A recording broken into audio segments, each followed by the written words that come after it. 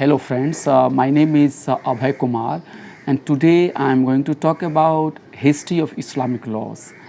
In my discussion, I will be also taking up the question of what are the sources of Islamic laws apart from the holy book Quran and Hadith. What are the other sources that have influenced the making and the evolution of Islamic laws, and I'll also be talking about how Islamic laws is not one and how different communities and sects among Muslims they have developed differences over them. These are very important issues because in the narrative of communal forces, the Hindu right wing, the impression is being created that all Muslim is one and there is homogeneous group that is pitted against the majority Hindu culture. That is not true. I have said again and again that pluralism and diversity is the reality while the homogeneity is the claim. So let me start with Islamic laws. And friends, you know it very well that the major source and the main source of Islamic laws are Quran and Hadith. Now what I am going to do here, I am going to quote A. Faizi, the well-known scholar of Islamic laws, and his book, The Reform of Muslim Personal Law, published in 1971. And Faizi had said that the origin of Sharia can be traced to the period of the Prophet from 622 to AD to 632 AD, that is Hijri 1 to 10. All agree that Quran and Hadith are the primary sources of Islamic laws. The believing Muslims hold that Quran is the most authentic source of Sharia. The Quran is believed to be the book of divine injunction in Arabic, and the book was gradually revealed by God to the Prophet Muhammad, peace be upon him, through Jibril in a period of about 23 years, which he memorized and revealed to his followers. So the first important source for the Islamic law is Quran, and as you know it that it is the sacred book for the Muslims, and the Quran was revealed to Prophet Muhammad, and then Prophet Muhammad memorized it, and then he told the people, and after that people learnt about the teachings of the Quran, and in the later period they were written. So the period of prophet is the period of prophet is, you know it very well, 7th century. So the Quran and the Islamic laws can be traced to something around AD 622 to 632, that is Hijri 1 to 10. In Quran, as Faizi has said, that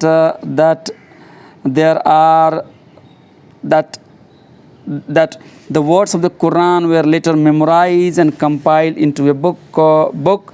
Since the Quran does not explain everything in detail, the life of Prophet, considered by Muslim as a model for humanity, became a very important source to fulfill the gap. The Hadith is a set of books compiled after the death of the Prophet, comprising the story of his life, his sayings and deeds. To reiterate the point, the status of Hadith is second to Quran and among the primary source of Islamic laws. So one thing you have to keep in mind, that the Quran is definitely, undoubtedly, the most sacred and authentic source for the Islamic laws going back to 7th century AD.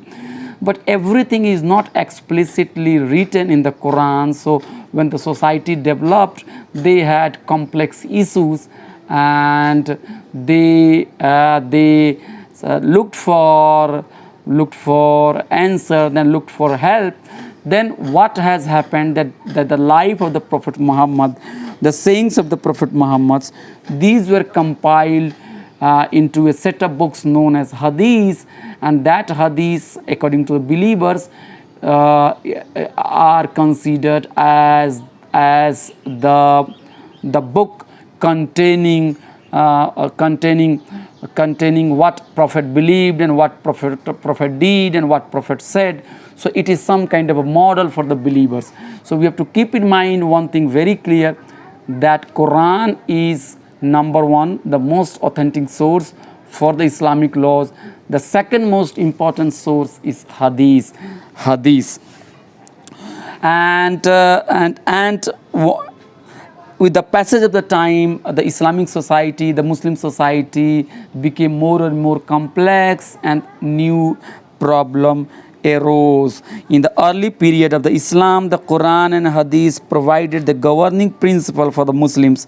As time passed, the frontiers of Islam spread far and wide, and from AD 662 to 1000, the Islamic Empire came to rule over several continents. By that time, several new problems and challenges came up, whose reference could not be found directly in the Quran and the Hadith. After the demise of Prophet Muhammad and passing away of his companions, whom Muslims considered to have led exemplary lives, Muslims looked for guidance to give the necessary directions. So I have said it earlier also, that the Quran and Hadith, they could be traced to the life of Prophet Muhammad around 600 AD. But after that, the Islamic society spread, and large area of the world, of the continent, came under the influence of Islam.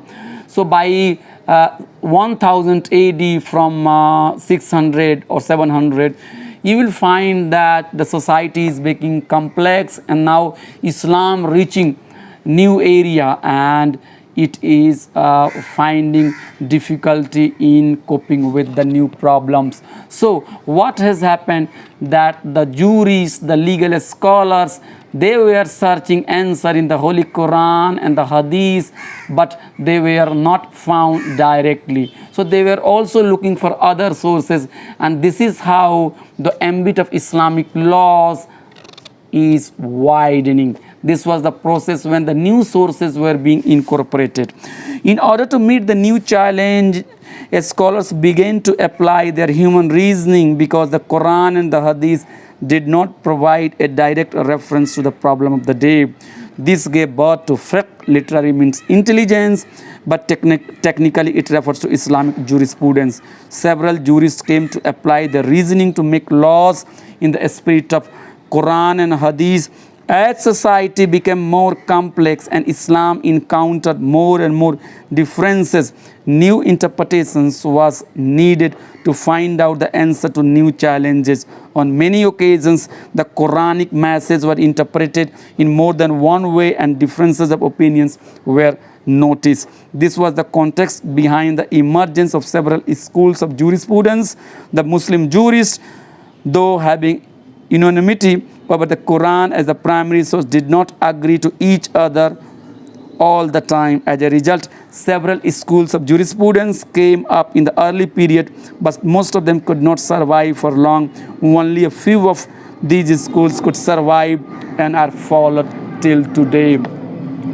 So the point what I am saying here, that Muslim scholars believed and they agreed that Quran is the primary source, and they also believe that Hadith, a set of books on the life, compiling informations about the life and sayings of the Prophet Muhammad. These are the primary sources, but as society became complex, they were looking for new answers, the new solutions. In this way, the human reasoning started playing its role, and a new group of scholars, jurists, they started finding out solution about the new problems in the light of Quran and Hadith. And that is how the fiqh, which literally means intelligence, and here it means Islamic jurisprudence. It came up and several jurists started interpreting using their own intelligence and their own human reasoning, and they were trying to find solution to different problems. So one thing we have to keep in mind, that while they agreed that the Quran is the primary sources, in many ways, on many occasions, they differed with each other as far as their interpretations are concerned. So in this way, there were different schools of jurisprudence, the fiqh, emerging, and one scholar was differing with another scholar. Another point we have to keep in mind, that earlier there were several schools of jurisprudence, but with the passage of the time only few survived, and I will be also talking about which are the major schools of jurisprudence fiqh in Islam. With the passage of the time, the scope of law and fiqh widened because the society was becoming complex. In this exercise, the role of human reasoning played an important role, because the message of the teachings of the Quran are more philosophical in nature, and they speak on several occasions in symbols. So one thing we have to keep in mind, that human reasoning is playing a very important role, because in Quran many things are said in a philosophical way, in symbolic way. So to understand and to decode that and to apply that symbol and that message, that philosophy into your own society, one has to apply human reasoning. So it is very wrong to say that Islamic laws are not based on reason, as many scholars from the West would allege. Take the example of the well-known hadith of Maud,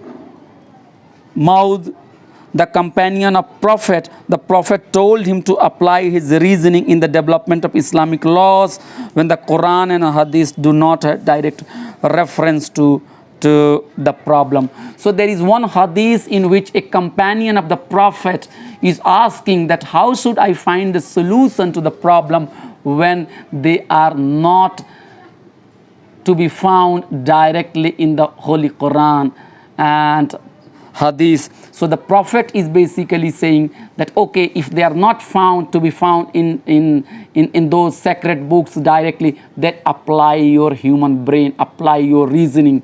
So reasoning is very much part of religious activities also. It is a part of that process also. So it is a false dichotomy in my view, and many would argue with me that reason is one domain and religion is another domain.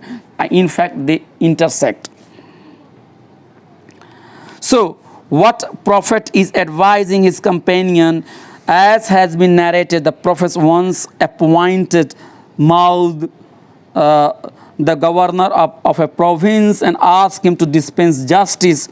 Since there was a scarcity of trained lawyers in those days, the Prophet asked him, according to what shall thou judge? And then he replied, according to scripture of the God. And if such reference were not available in a scripture of the God, the Quran, then what will you do? The Prophet asked. Then the companion said, according to tradition of the Prophet of God. But what if there was no direct reference to both the Quran and Hadith? The Prophet inquired and asked. Then I shall interpret with my own reason, replied the companion. To this the Prophet gave his seal of approval. Praise be to God who had favored the messenger of his prophet with what the Prophet is willing to approve. So the point is that even the Prophet and the companion is talking, and when the companion is made the governor, and at that time there is a scarcity of the lawyers, and if the problems are not to be found, the answer to the problems are not to be found directly in the Holy Quran and Hadith, then what the governor should say? Then the Prophet, peace be upon him, he has said, use your human reasoning. So reasoning is very important part in making and evolutions of Islamic laws. So This hadith clearly shows that human reasoning has been accorded a very important place in adjudicating justice and developing Islamic laws. In the later period, the qazis, the judge of Shariat court, began to use human reasoning and deduction, that is called qiyas. With the passage of time, Islamic laws reached an advanced state and a regular system of law came up. Meanwhile, the process of collections of authentic traditions and some of the earlier tradition was also underway. In the period of the 8th and 9th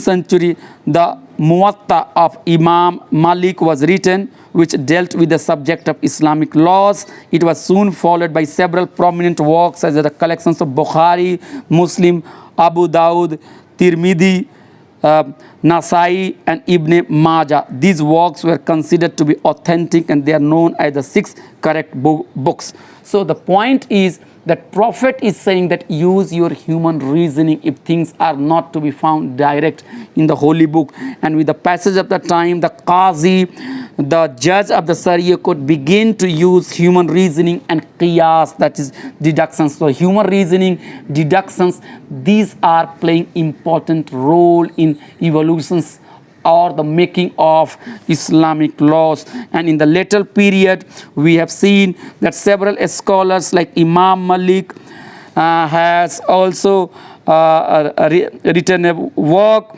on the Islamic laws. And then we have the books like the 6 correct books. They are also important source for the Islamic laws. Well-known scholar of Muslim law, Paras Diwan, has divided the historical development of the Muslim law into 5 periods. So Paras Diwan is well-known scholar of Islamic law, and he is basically dividing Islamic laws into the 5 divisions, 5 stages. The first period is from Hijri 1 to 10 was the period covering the last 10 years of the Prophet life. The first period is the 10 years, the last 10 years of the Prophet life. This period was the most glorious and fruitful in the history of the development of the Muslim law. It was during this period that all the verses of the Quran were composed and the most of the hadith came into existence. The second period is from Hijri 10 to Hijri 40. Which is also the period of the 4 early caliphs. The 4 early caliphs, the beginning of the second phase of the Muslim law, began with the elections of the Abu Bakr, the first caliph. The third period was from Hijri 40 to 300. The period began from the demise of the 4th caliph Ali to Hijri 300. This was the time when the Shia and Sunni schools of jurisprudence came into being after the Muslim community was divided into 2 sects. So one thing we have to keep in mind that that the Islamic laws are divided into several stages, and with one stage. From one stage to another stage, the Islamic laws are growing, it is developing, human reasonings are playing their part. So the first period is Hijri 1 to 10. The first period is Hijri 1 to 10. That is the last 10 years of the Prophet Muhammad, peace be upon him. The second period is Hijri 10 to 40. Which is the period of the 4 early caliphs, and the third period is Hijri 400 to 300. That is the period. That is the period which began with the demise of the Caliph Ali, and with the demise of Khalifa Ali. Now the differences between Shia and Sunni, it began to be developed. Friends, those who know Islamic history, they are aware of the fact that after the demise of the Prophet, I think the Muslims community was divided politically on the issue of successions, that who should be the legitimate person to become the successor of the Prophet Muhammad.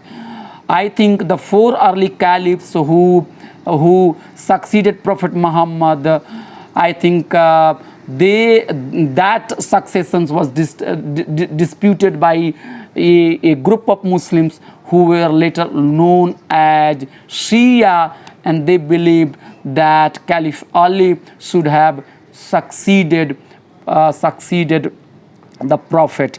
But on the other hand, the Sunni groups believe that the succession which has actually happened in history was just, and they admired Ali, but they believed that the order of the successions was not wrong. So in fact, it was the political dispute which later developed into theology, which later developed into the rituals and so many other things. So in the third period, I think the different schools of Shia and Sunni, that jurisprudence, they also started coming up. So one thing we have to keep in mind, that the Holy Quran is the one. The Holy Quran is the primary source. No Muslims has any dispute, but with the passage of the time, with the passage of history, what has happened, that the community developed differences, and that differences are also seen in Islamic laws and in the domain of theology also. So the differences between Shias and Sunnis had its root in the conflict over the questions of who would succeed Prophet Muhammad as the Caliph. According to noted scholar of Muslim personal law, Tahir Mahmud, sectarian differences among Muslims arose soon after the demise of the Prophet in 732 AD. The differences were mainly over the caliphate, who was the legitimate successor of the Prophet, who would lead the community in his absence. The majority of Muslims were in favor of the elections to decide the successor, while a small group wanted Ali, the Prophet's cousin, and his son-in-law to take over the reign. The majority groups who supported Abu Bakr, the first caliph, and held that the order of succession of the caliphs as proper came to be known as Sunnis. Contrary to that, the majority group who believed that Ali was the most legitimate successor of the Prophet and the early three caliphs were usurpers, were known as Shias. As things turned out, Abu Bakr, the Prophet's father-in-law, took over as the first caliph of the Muslim community, and Ali became the fourth caliph. It is evident here that the sectarian differences between Shias and Sunnis are of political nature. As the time passed, political differences also gave rise to the theological differences. While both Sunnis and Shias were share fundamentals of Islam and have complete faith in the Quran and the Prophet, they both have differences over the Hadith, because the Shias believed they were collected under the regime of the earlier caliphs. Differences of views were also found over jurisprudence. Among several differences, one is regarding the Imams. Unlike Sunnis, Shias regards Ali's descendants as Imam. There is a difference in connotations of Imam for the Shias and Sunni. While Sunnis believes that Imam is their leader but is a servant of the law, Shia believe that Imam is the supreme lawgiver. For the Orthodox Sunnis, the Sharia, the Islamic law, is based on the words of the God, and they cannot be changed or amended by the Prophet. This is the very logic on which the All India Muslim Personal Law Board argues that Muslim personal law is immune from any human interventions. Moreover, Shias believe that Imams are descendants of the Prophets. The outgoing Imams nominate the next Imams. This is the reason why Shias believe that the first three caliphs, Abu Bakr, Umar ibn al-Khattab, Usman bin Affan, were usurpers, and thus Shia do not recognize them. Instead, they consider Ali as their first rightful caliph and the Imam. Another important aspect is that Imam cannot be removed by people as he appointed through divine will. Later, Shias developed three major schools of jurisprudence, that is 12ers, also known as the Jafaris, and then Jaydis and Ismailis. The Ithna Ashari schools of jurisprudence spread to several regions such as Iraq and Persia. Among the Shias of the Indians too, the Ithna Ashari schools of jurisprudence prevailed. Besides these three major schools, there were also less known schools of jurisprudence founded by the Fatimid caliphs in Egypt. Unfortunately, these schools disappeared from its palace of origin, and it was driven out, and it later took refuge in Yemen. The Bohra Muslims, Western Ismailis of Western India, still follow their Fatimid caliphs. So the friends, the point which I am trying to say here, that with the passage of the time, the differences about successions developed among the Shias and Sunnis, and that political differences had the impact in theology, also in Islamic laws also. So the Shias developed their own jurisprudence, and there are at least three major schools of jurisprudence, which I have said, that the 12ers, known as Jafaris, then Jaydis, then Ismailis, and then there was also one school which was there in Egypt, Fatimid caliphs in Egypt. So, and then you will find that there is also a difference over the issue of imams among Shias and Sunnis. So far what we have discussed, I think one point is very clear, that Islamic law is making. I think some conclusion can be drawn that Islamic law is growing, it is evolving, and I think every epoch had its impact on making of Islamic laws, and the political differences among Muslims community has also its impact as far as the making or the division of Islamic law is concerned. And human reasoning has played very important role in making of Islamic laws also. So it is very wrong to say that Western laws is based on human reasoning and rationality, and Islamic laws are based on just superstitions and just theology. So friends, in my next video, I'll be talking about Shia schools of jurisprudence and Sunni schools of jurisprudence and so many other things. Please watch it and give your comments. Thank you.